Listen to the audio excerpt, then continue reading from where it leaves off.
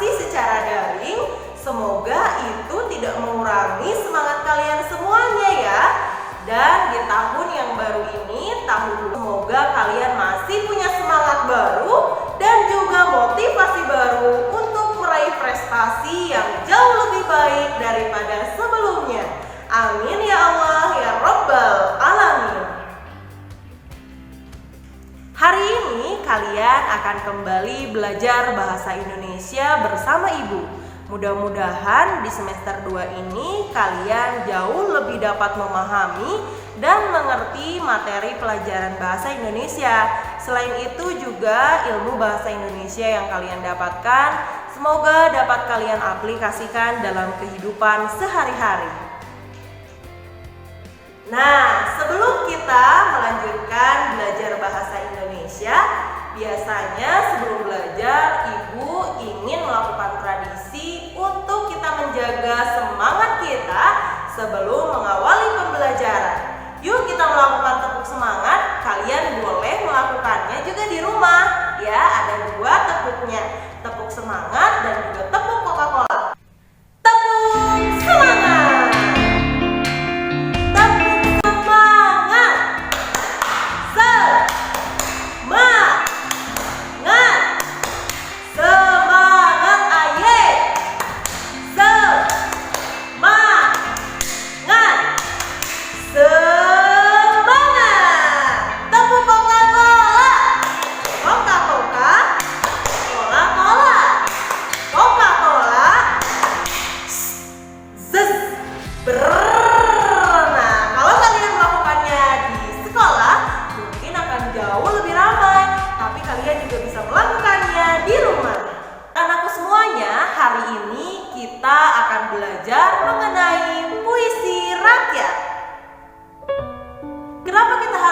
Puisi rakyat, karena dengan kalian mengenali puisi rakyat, maka hari ini kalian akan bisa mengidentifikasi informasi dari puisi rakyat yang ada, baik dari segi pesan, dari segi rima, dan dari segi pilihan kata.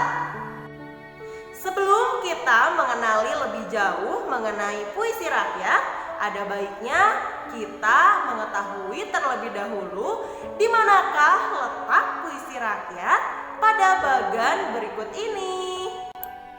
Berdasarkan bagan ini, sastra diawali oleh sastra lisan. Sastra lisan adalah sastra yang berkembang di masyarakat di mana penyebarannya melalui mulut ke mulut.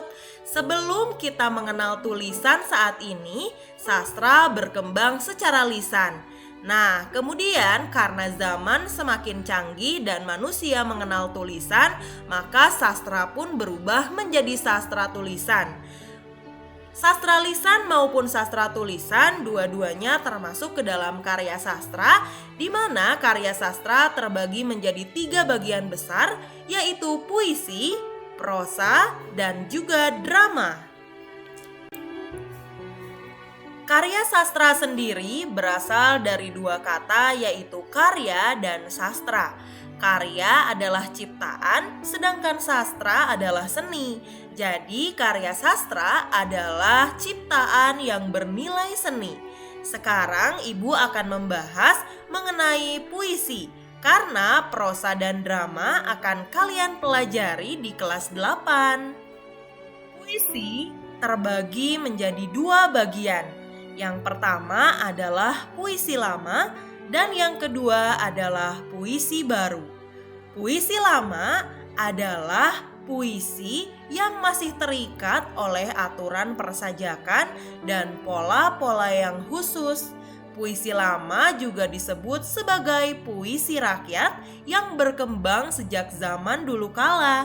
Nah, puisi lama ini terbagi menjadi beberapa jenis. Sedangkan puisi baru adalah puisi yang bebas.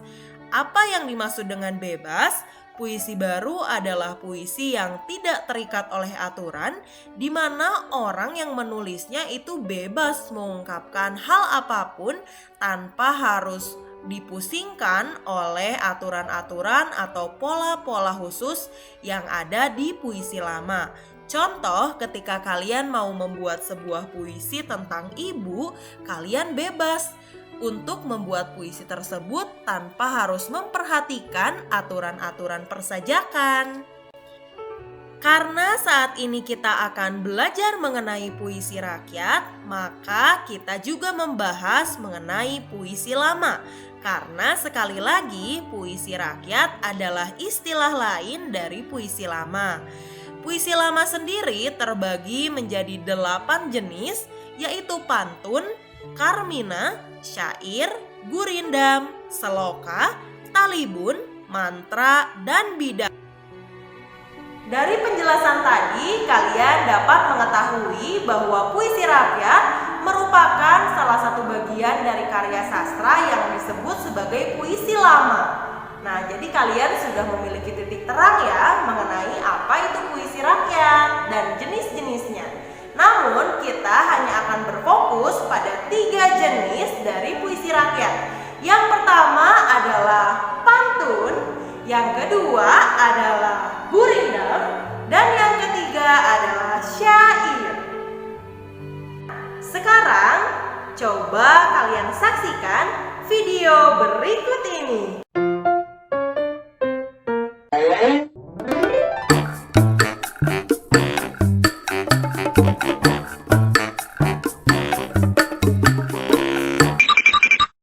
Ada bola ditangkap kiper. Cakep. Bolanya punya si Rahel. Cakep. Ini kenalin gue Joker. Asik. Pria tampan gak pakai bel. Asik. Anjir.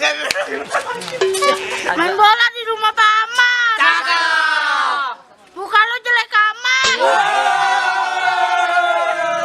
Ada badut main gundu. Cakep.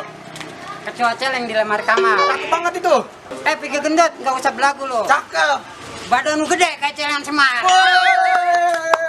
Beli gorengan di Kalimantan. Cakep. Jauh amat. Di sini juga ada. Upin Ipin main di sawah. Cakep. Wah.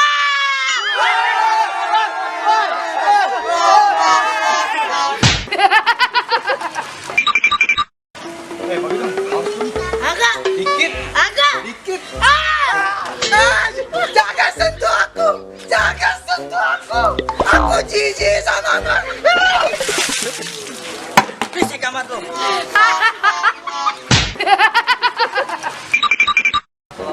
Kemana aja lo? Ada di kulkas. Kayak lo ketumbar. Bang, itu bang. Kok jelek banget ya? Sama kayak lu. Masa mirip lu? Gue bonggol lu. BTW, orang jelek banyak tidak apa-apanya. Mana gue tahu? Coba lu tanya sama mak lu. Coba gue tanya mak gue dulu dah. Berarti gue jelek dong. Teke lu.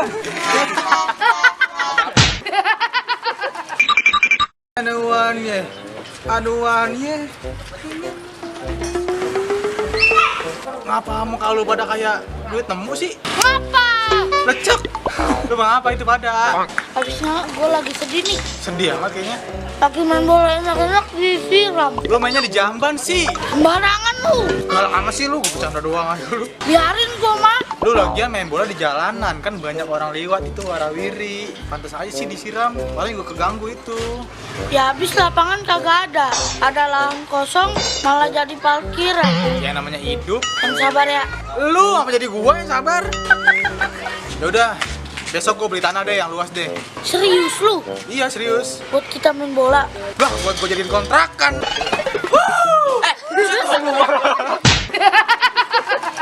Dari video yang sudah kalian saksikan tadi, kalian dapat mengetahui bahwa ada beberapa tuturan yang termasuk ke dalam puisi rakyat. Tahu tidak bagian mana yang termasuk ke dalam puisi rakyat dari video tadi? Ya, itu adalah pantun. Oh ya, ternyata pantun merupakan salah satu bagian dari karya sastra yang sangat dekat dengan kehidupan kita. Kenapa?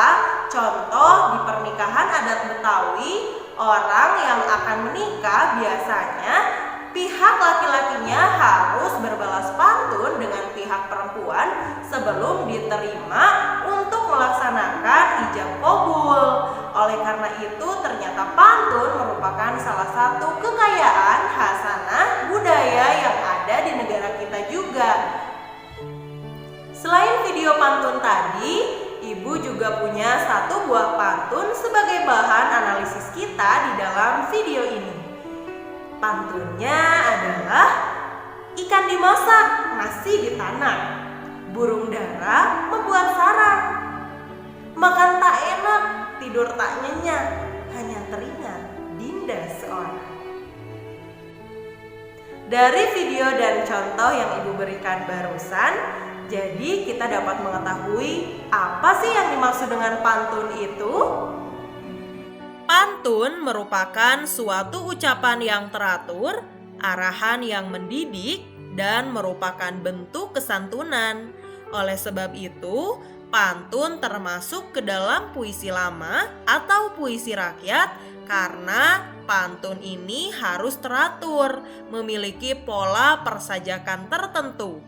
Pantun juga digunakan sebagai media pendidikan dan merupakan salah satu bentuk dari kesantunan.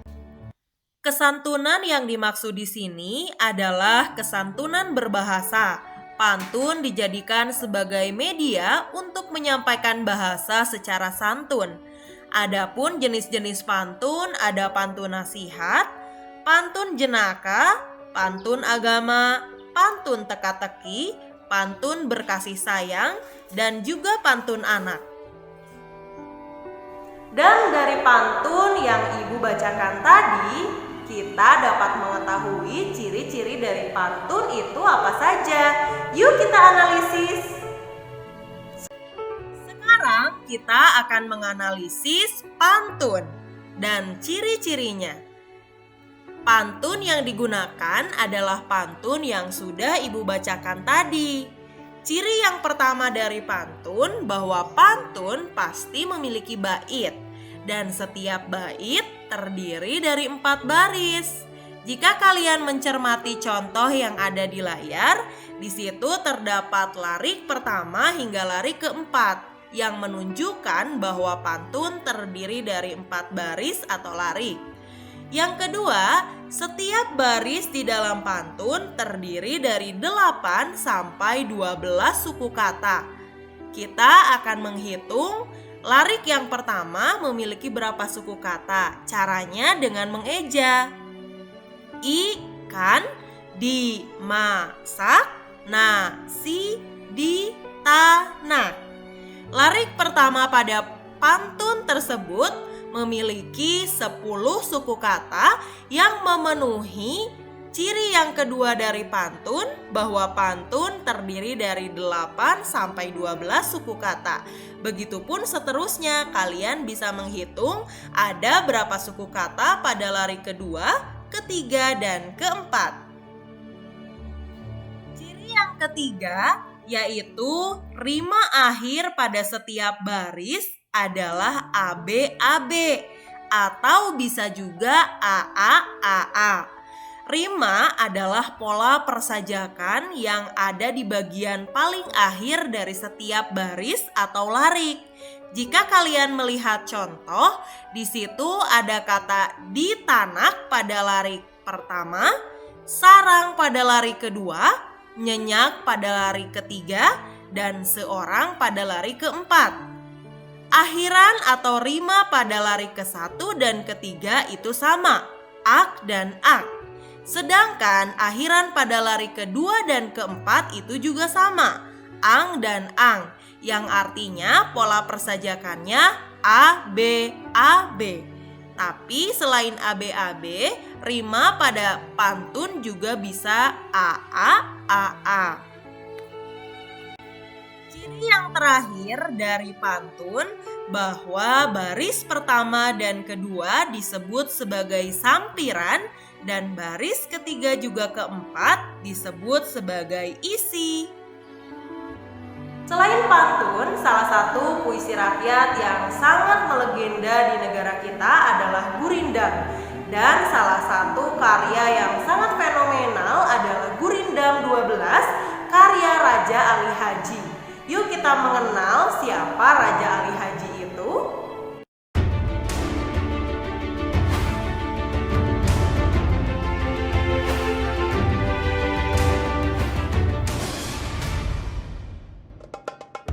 Teman-teman, tentu kalian tahu dasar bahasa Indonesia adalah bahasa Melayu.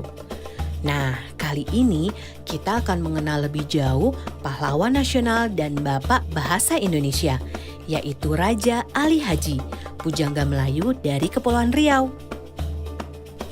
Raja Ali Haji lahir sekitar tahun 1808 di Pulau Penyengat, Kepulauan Riau. Ia adalah keturunan bangsawan Kerajaan Riau Lingga.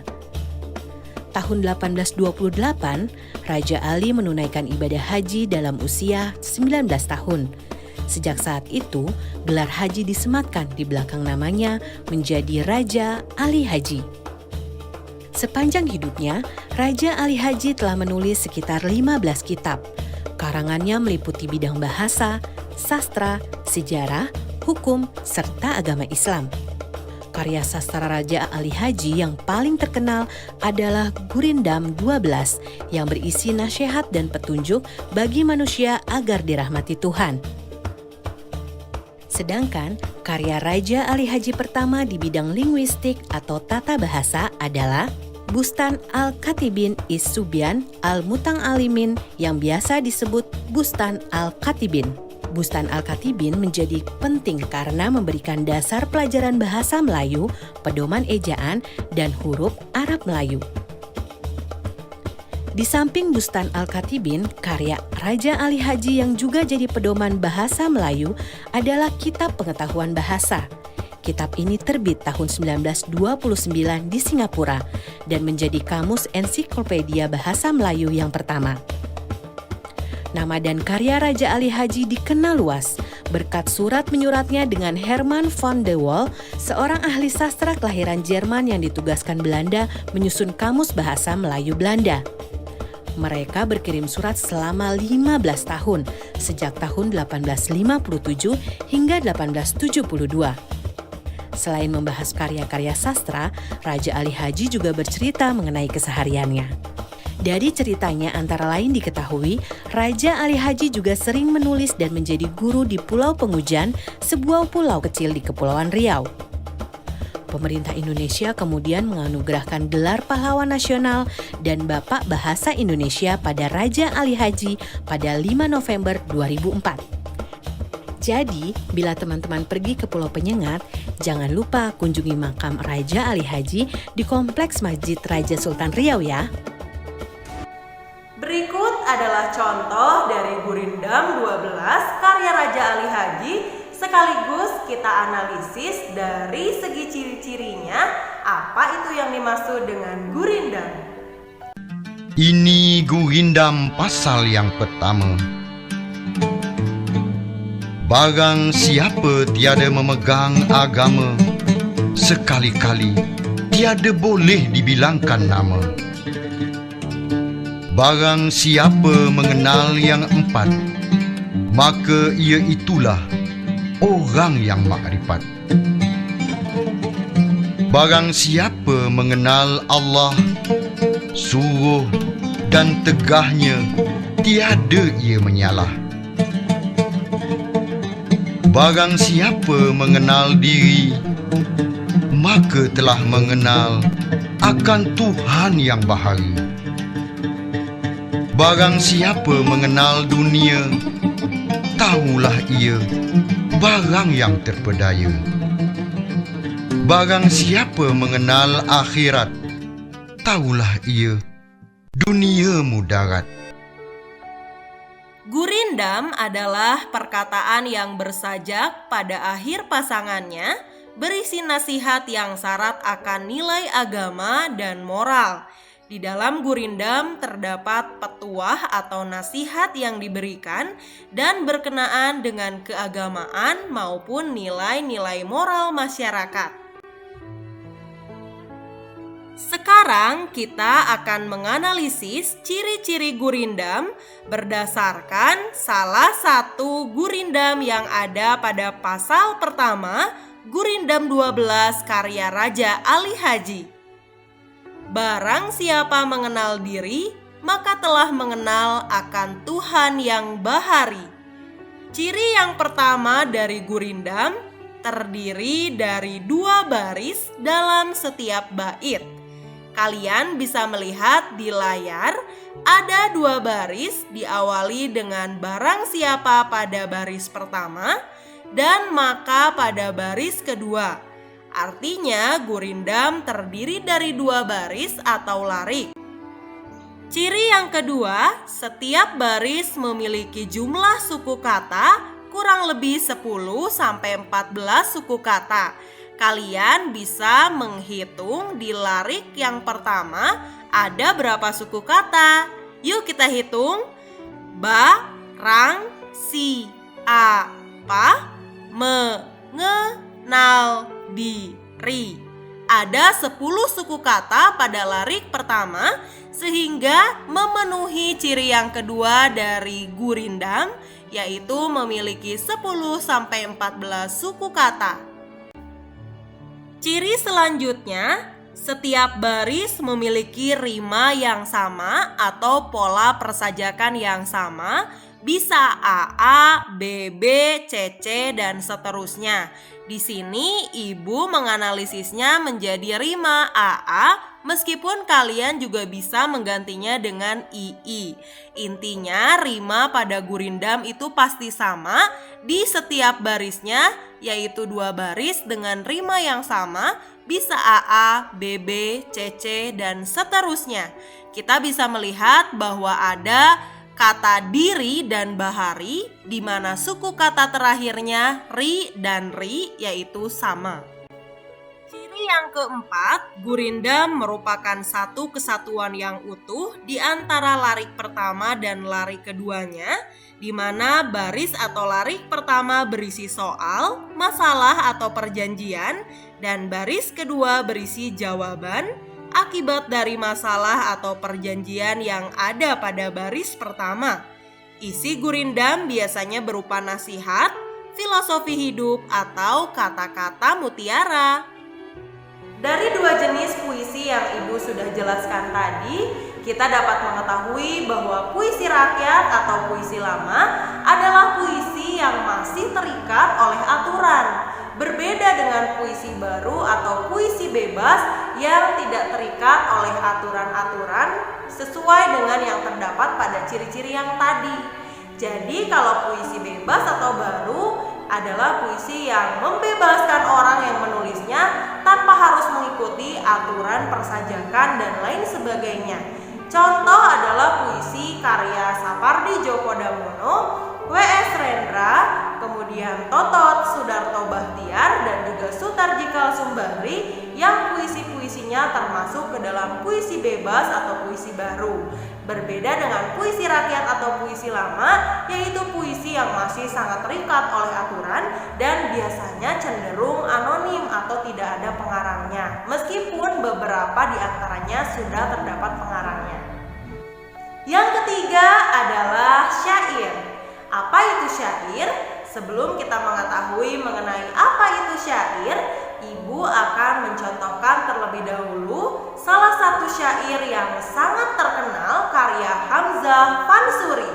Judulnya adalah Syair Perahu. Inilah gerangan suatu mada mengarangkan syair terlalu indah, membetuli jalan tempat berpindah, di sanalah iktikat diperbetuli sudah. Wahai muda, kenali dirimu, ialah perahu tamsil tubuhmu, tiadalah berapa lama hidupmu, ke akhirat jua kekal diammu.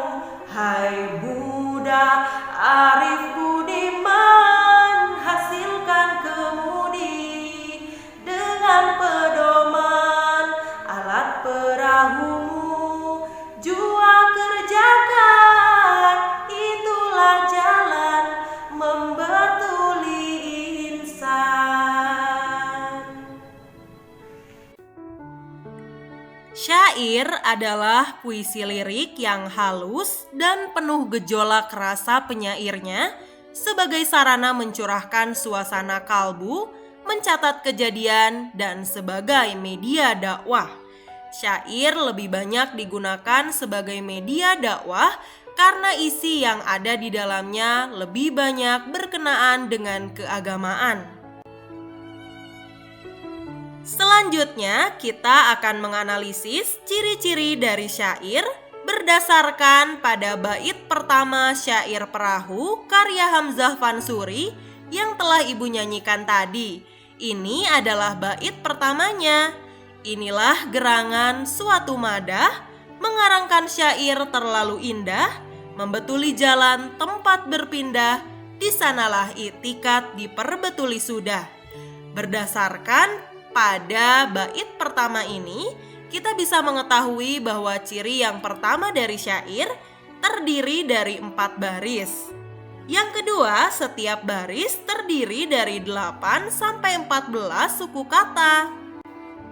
Kita akan mencoba menghitung suku kata yang terdapat pada larik pertama.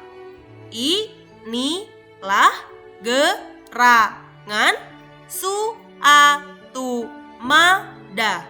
Ada 11 suku kata yang terdapat pada larik pertama dan memenuhi ciri yang kedua dari syair, yaitu terdiri atas 8 sampai 14 suku kata. Ciri yang ketiga, syair memiliki rima atau pola persajakan AA. Artinya, semua rima atau bagian akhir pada lariknya itu sama. Kita bisa melihat ada kata madah, indah, berpindah, dan sudah. Dah, dan dah. Artinya rima pada syair adalah AA. Dan semua barisnya adalah isi. Bahasa yang digunakan biasanya lebih banyak adalah bahasa kiasan atau bahasa yang tidak sebenarnya yang memerlukan lebih banyak pemaknaan dari kita.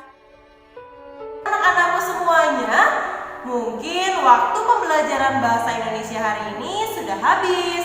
Terima kasih banyak untuk semuanya ya yang sudah memberikan perhatian yang luar biasa pada pembelajaran kali ini. Semoga kalian mendapatkan pencerahan terkait dengan materi di bab 5 puisi rakyat meskipun kita masih dalam tahap pengenalan.